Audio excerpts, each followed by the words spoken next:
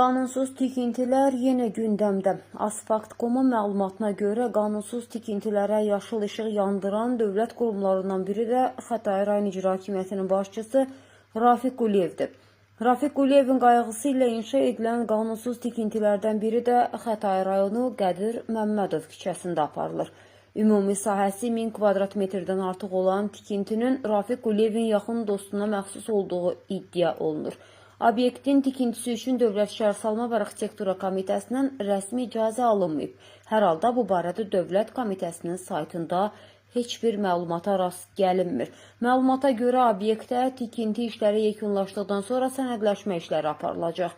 Qeyd edək ki, son zamanlar Xətai rayonu qanunsuz tikintilər geniş vüsət alan rayonlar sırasında birinci yerdədir. Maraqlıdır ki, bu qanunsuz obyektlərin əksəriyyəti dövlət rəhbərliyi tərəfindən xüsusi himayəyə alınmış, veteran, qazi, şəhid ailəsi kimi imtiyazlı şəxslərin adından istifadə edilərək inşa edilir. Xətai rayonunda qanunsuz tikintilərə icra başçısının yaxın dostu kimi tanınan Rayon Mənzil Kommunal Təsərrüfatı Birliyinin rəis müavini İntiqam Cimşidovun nəzarət etdiyi bildirilir.